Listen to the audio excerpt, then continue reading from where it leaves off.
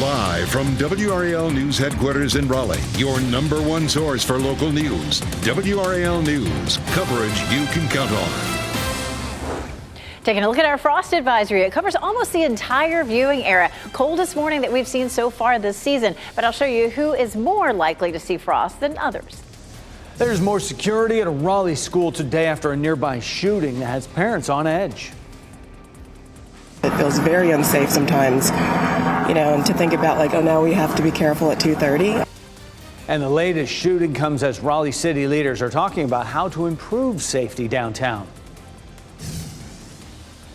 Plus, Durham police are trying to find out how a person died and then their body ends up in a trash can. I'm Brett Neese, live in the WRAL Breaking News Tracker with what police have revealed so far. And new funding for your child's school breakfast. What we're expecting to hear from Governor Cooper today during a visit to a Durham school.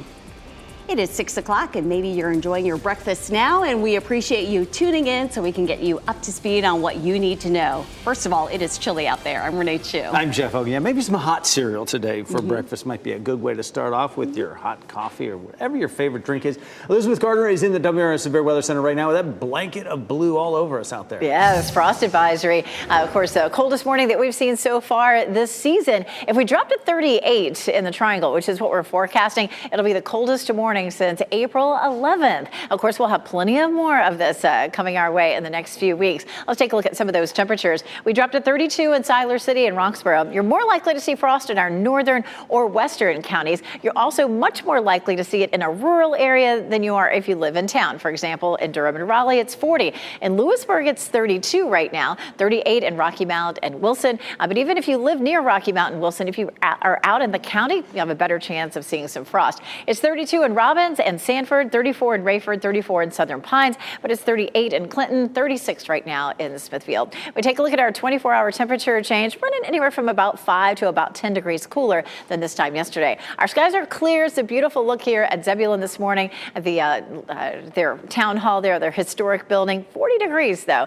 right here around the triangle. Our skies are clear, so the top of the tower is all lit up in blue. It's going to stay chilly this morning, but we climbed to 63 at lunchtime and a nice mild afternoon in the 70s. If you're hoping for one more blast of warm temperatures, it's coming by the weekend. I'll show you how close we'll be to records. Coming up, Brian. 6:02 right now, Elizabeth, and we're still all clear around the triangle with no trouble showing up anywhere in Wake County. No crashes at this point. All of our major routes are looking fine.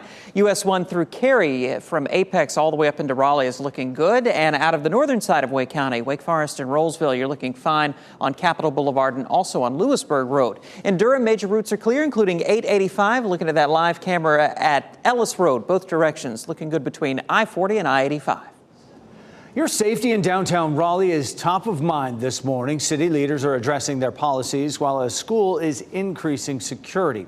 This all comes after police say a man shot a 15-year-old near Moore Square Middle School yesterday. WRAL's Kelsey Coffey is outside the school this morning. And Kelsey, there's growing concern about crime in that area of Raleigh. Jeff, there sure is. And just scary moments yesterday here at Moore Square Magnet Middle. And this morning, security will be ramped up in light of what happened with that shooting. A 15-year-old is still in critical condition this morning. Police arrested 22-year-old Stephen Stanley in connection to the shooting. He's charged with assault and being a felon with a firearm. Sky 5 flew over the scene as the school went under lockdown yesterday. WRAL's data trackers investigated police reports within 1 block of Moore Square. They found crime has gone up 51% since last year. People who live nearby are noticing the trend. Having a child myself, it feels very unsafe sometimes, and to think about like, oh, now we have to be careful at 2:30. I mean, it's one thing to think about 10 o'clock in the evening or 11 o'clock, but 2:30 in the afternoon in broad daylight. And school officials here say that they will have counselors available for both students and staff today. Kelsey Coffey, WRAL News, live in Raleigh. All this comes at a time when we're expecting an update on efforts to keep people safe in downtown Raleigh. City staff is expected to share more information about its plans for safety improvements with City Council today. This comes after the Downtown Raleigh Alliance and others shared their concerns last month. This includes problems with crime in the downtown transit center and Glenwood South areas.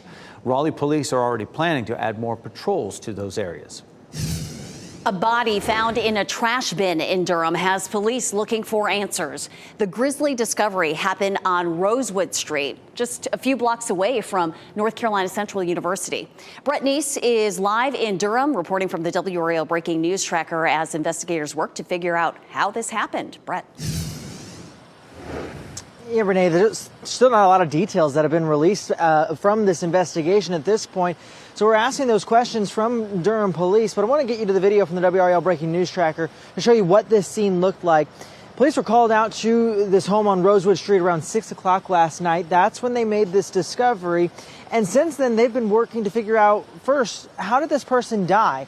And then, secondly, how did that person's body end up in a trash can along that street? It's just a bizarre situation that has unfolded in that neighborhood. That neighborhood is just about a mile from the police department, a block away from Alston Avenue, as you saw there in that map earlier. But we're asking the Durham Police Department for those details, if they've made any progress in this investigation. As soon as we get that update from the Durham Police Department, we'll pass it along.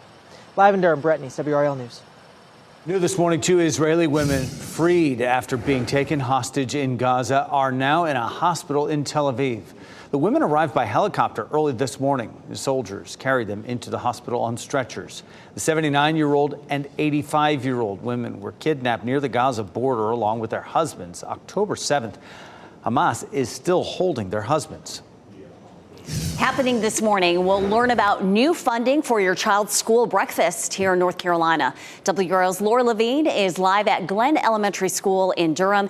And Laura, the governor will be there this morning to make an announcement. And Governor Cooper will be serving breakfast at Glenn Elementary School to students there before making the announcement regarding school breakfast funding. The new state budget does include money to help more low-income kids eat for free. Some students meet federal guidelines for free lunches, but others only qualify for reduced price meals.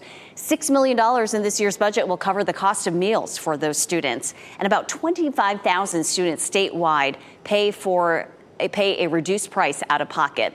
There's also incentive money for schools to sign up for a federal program for free student meals. We've also heard from Durham's new superintendent on his first day on the job express his support for universal free meals within Durham Public Schools. Governor Cooper is expected to make an announcement on this topic at 8 this morning. Also this morning, construction begins on Go Triangle's new Raleigh Union Station bus facility. It'll be at the corner of West and Martin Street in Raleigh's Warehouse District. The project will connect forms of transportation from biking and walking to bus services and the future bus rapid transit and rail projects. This rendering is what the facility will look like. A private development called Union West is also included in the project, and that'll have apartments and retail space. Groundbreaking is at 10 this morning. Hollywood's actors have now been on strike for 100 days. The new negotiations that could bring us closer to getting TV and movie productions back on track. And this off-duty pilot right here now facing dozens of attempted murder charges for trying to crash a plane loaded with passengers. What we're finding out about the accused pilot at the center of this mid-air scare. And meteorologist Elizabeth Gardner now definitely jacket required today. Much cooler than it was yesterday, 10 to 15 degrees cooler. We have some temperatures near freezing. It's 32 in Roxbury, 34 in Southern Pines. We do have a frost advisory for most of the viewing area, but I'll show you who of you are more likely to see frost coming up. As you get into your car, tune to WRAL News Plus on your radio. In Raleigh on 99.3 FM. In Durham, 96.5 FM. And everywhere on 101.5 HD3.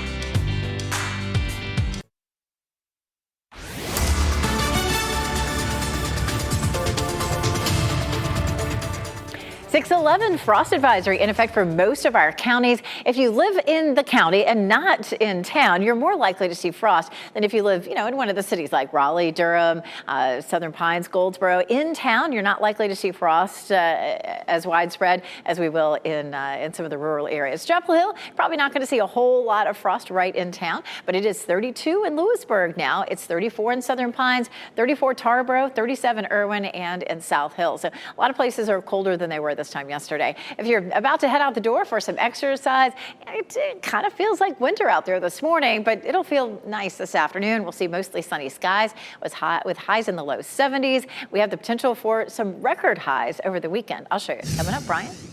612 Elizabeth, I've been watching those sensors throughout the region, not seeing any big problems right now in Durham, Chapel Hill, and Hillsborough. I-85 and I-40 are looking clear there, and through Wake County, we're not seeing any big problems. I am getting reports of a minor crash in the south part of Raleigh at Gorman Street at I-40, but I'm not seeing any problems showing up on those sensor readings there, so that's some good news. Take a live look at Glenwood Avenue at Creedmoor Road. We're looking back toward the west, so this is inbound traffic coming in from Millbrook back toward Creedmoor. All clear right now on both sides of Glenwood Avenue. Brian, thanks. Lawmakers in the state Senate have agreed on new congressional districts that would give Republicans a significant edge in upcoming elections for U.S. House seats. Democratic lawmakers say the GOP is trying to push out vocal political opponents while also limiting the influence of black voters statewide. Republicans defended the changes. More changes could be on the way as lawmakers work to finalize the maps. A final vote is expected tomorrow. No injuries after this house fire in Fuquay Arena produced all that smoke. You see, Sky 5 was over this home at Eagle River Drive and Wilburn Road just yesterday afternoon. This home is in a heavily wooded area. Visibility was limited. You can barely see the home there, and large plumes of smoke. There several emergency responders were on scene. Officials tell us the home was vacant and had no power. Now to a story a lot of people are talking about this morning. An off-duty Alaska Airlines pilot is in jail this morning, facing 83 counts of attempted murder for trying to crash a plane loaded with passengers. WRAL's Ken Smith joins us now with what investigators are finding out about this pilot. Ken. Renee, it's not uncommon for off-duty pilots to hitch a ride in the jump seat of the cockpit, and that's exactly what this accused pilot was doing. Well, the pilot's working this flight says 44-year-old Joseph Emerson tried to grab a lever that would have shut down the engines mid-flight. Now, the pilots were able to subdue him and get him out of the cockpit. Now, Emerson was hitching a ride home to a San Francisco suburb. One neighbor says Emerson is a husband and father of two, and there was nothing abnormal about him. Very caring, loves his kids, and very nice to our grandson when he's over there. It was very shocking, like anything that out of the norm, basically, that something this big is very, very shocking, basically. And we all know that pilots must undergo regular mental evaluations. Alaska Airlines says throughout Emerson's career, he completed his mandated FAA medical certifications, and at no point were his certifications denied, suspended, or revoked. The flight attendants working that flight reportedly told passengers Emerson may have suffered some type of mental break. Now, the airline says Emerson had been with the company since 2001. He's scheduled to make his first court appearance today. Now, stay tuned for additional reporting on this story coming up on Today at 7, right after our morning news. And Renee, you can only imagine how scary this was for passengers. Unbelievably terrifying. And authorities emphasize that this was not an act of terrorism. The FAA says this had nothing to do with current world events. No matter the reason why, though, just what an ordeal for those passengers. Absolutely. Ken, thanks. And happening right now in the WRAL Live Center, we're continuing to follow that breaking news out of Germany after two cargo ships collided in the North Sea and several people are missing. We know one of those ships, a British cargo ship, has sunk after the collision. This is a picture of that ship that officials say sunk. They say so far one person has been rescued, but again, several others are missing. Rescuers are searching for them right now. The ships were headed from Germany to England. The other ship remained afloat. That ship had 22 people aboard. A Goldsboro man will be in court today after police say he crashed into a police car while trying to escape arrest. Police say they tried to arrest 32-year-old Daniel Darden on domestic warrants around 3 yesterday afternoon when he drove away. Another officer who tried to make a traffic stop says Darden crashed into his car several times. After a short chase, Darden then barricaded himself into an apartment on Olivia Lane. Finally, he was arrested after a 2-hour standoff. No one was hurt. He is facing several charges, including assault with a deadly weapon on law enforcement. Today, negotiation talks will resume between Hollywood actors and studios. This will be the first time the two sides hold discussions in almost 2 weeks. Members were back on the picket line yesterday in California. They've been on strike for more than 100 days now. This is the first industry-wide strike in more than 40 years. College basketball season starts today with the ACC tip-off in Charlotte. WRAL's Chris Lee, Pat Welter, and Brian Murphy will all be in the Queen City. The women get things started today. The men follow tomorrow. Today we have the coldest morning of the season. We have to go all the way back to April for temperatures like this. Elizabeth Gardner with a look around town at just how cold it is. Yeah, so we'll certainly have even colder mornings in the weeks and months to come, but the first time that we've seen temperatures this cool this fall. We take a look at Goldsboro and Fayetteville, Apex, Chapel Hill, courtesy of Top of the Hill Restaurant. Our skies are clear. That's one of the reasons that our temperatures have dropped so quickly. Our frost advisory includes almost the entire viewing area, but if you're living in town in Durham or Raleigh or Rocky Mount, you're not as likely to see frost. If you live in a rural area, out in the county, out in the country, that's where you're much more likely to see frost this morning, especially at our northern and our western counties. Look at that. Southern Pines sitting at 34 right now. It's 32 in Roxborough, certainly up along the Virginia line. We're seeing temperatures closer to freezing, but it's 40 in Durham and Raleigh, 42 in Fayetteville, it's 35 in Goldsboro, 38 in Rocky Mount. But again, right outside of town, those temperatures may be even cooler. Here's a look at the big picture. We have a giant area of high pressure that's keeping things nice and dry for us. It's holding rain back to the west. We're going to end up seeing a lot of rain across parts of the Midwest over the next few days. Look at this. Bright red and orange areas are going to take us up to maybe 5+ inches of rain. That could cause some flooding, but this is an area that's been suffering from drought, so I know they're going to welcome some rain, just hopefully without the flooding. We take a look at our area in the next 7 days, and we're likely to stay very dry. That's likely to continue into the weekend. It could be the middle of next week before we have much of a chance for rain. We take a look at the tropics. Right here is Hurricane Tammy. It is about to weaken to a tropical storm. Right now it just has winds at 75 miles per hour. It's moving northeast, and then it's going to swing around, make that left turn across Bermuda with the winds over the weekend at about 50 miles per hour. Storm surge is probably going to be a real issue there, but the winds at 50 miles per hour can do some minor damage, but certainly not like a Category 1 storm. And then what happens? Take a look at the computer models. A lot of them swing it to the left, of course, and then some start to swing it back out into the Atlantic. We take a look at the European model, and it would be more of a worst case scenario for us, and you can see that it just doesn't look too bad. It's going to move across Bermuda and weaken as it does that, and as it continues to push toward the United States, the whole system falls apart. Even if it didn't fall apart, we have a front or a trough that's going to be swinging through, and it would kick it out of our area. This is Wednesday at 5 a.m. Notice that rain getting close to North Carolina, but it should keep things dry for trick-or-treat time. Kind of a sneak peek at what could be coming on Tuesday. Of course, it's way early to promise that it will be dry, but right now it looks like that front will stay to our west through trick-or-treat time. Another tropical depression, 21, moving on shore in Mexico, shouldn't cause anyone any real problems. Of course, it's a cold start this morning, not as cold tomorrow morning, but still jacket weather in the mid-40s. And then after that, we have a huge warm-up. It's likely that we'll end up with some records over the weekend. I'll show you which day could be the record high coming up, Brian. It is 6:20, Elizabeth, and we are still watching this crash reported on the southwest side of Raleigh at Gorman Street, right around I-40 at that interchange. I'm not seeing any delay showing up on the sensors there, no indication of any big problems with that reported minor crash, but I'll watch the sensors just north of Tryon Road, let you know how that's looking. Around the rest of the triangle, still nice and quiet on major routes. No trouble coming in from Johnston County on 40 westbound, and in Durham right now, between Durham and Chapel Hill, I-40 looks good between 15501 and 885. Thanks, Brian. Another vote happens today in the U.S. House, where it's been close to 3 weeks without a speaker. The steps being taken today to get someone appointed to that post and get lawmakers back to work. And one team has punched its ticket to the Fall Classic. There will be a new World Series champion this year as the Astros are heading home. And here are winning lottery numbers from the NC Education Lottery on your screen right now.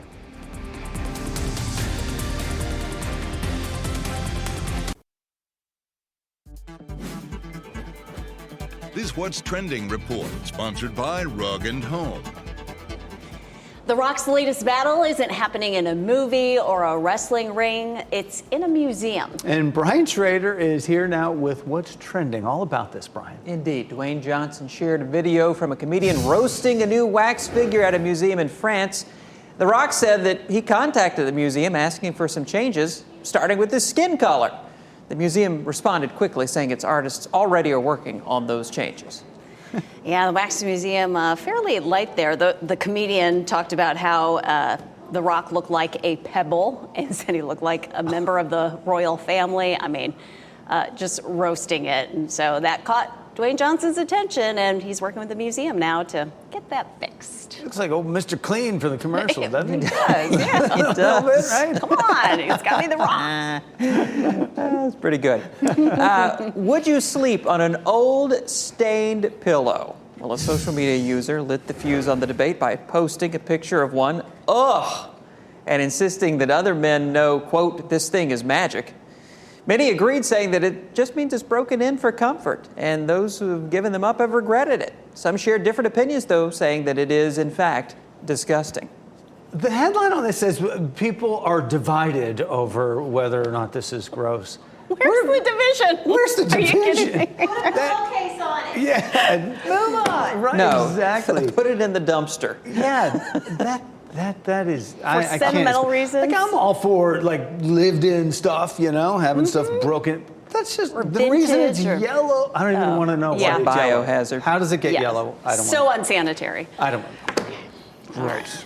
Gross. All right, Brian. Thanks. Texas Rangers going to the World Series. They pounded the Houston Astros in Game 7 of the American League Championship Series last night, 11-4. They take the AL pennant. First time the Rangers have made the World Series since 2011. And they will face the winner of tonight's National League version of their Game 7 between Philadelphia and Arizona. And Game 1 of the World Series is all set. That'll be Friday night at 8 o'clock on Fox 50. An upset on Monday Night Football as the Minnesota Vikings handed the San Francisco 49ers their second straight loss. The Vikings ended San Francisco's comeback chances as defender Cameron Bynum intercepted quarterback Brock Purdy twice in the fourth quarter. Minnesota came away with a 22-17 win. The Vikings are now 3-4 on the season. The 49ers dropped to 5-2. We have a frost advisory that's in effect this morning, the coldest morning we've seen so far this season. But not everybody's likely to see frost. I'll show you who is more likely to have to scrape the windshields this morning coming up. Thousands of students across the state depend on free or reduced meals at school. Today, we're going to get an update from the governor here at a school in Durham on how some of that funding will be dispersed. Also, students and parents will notice additional security at Moore Square Magnet Middle School today. It comes a day after a shooting near that school has people who live nearby worried.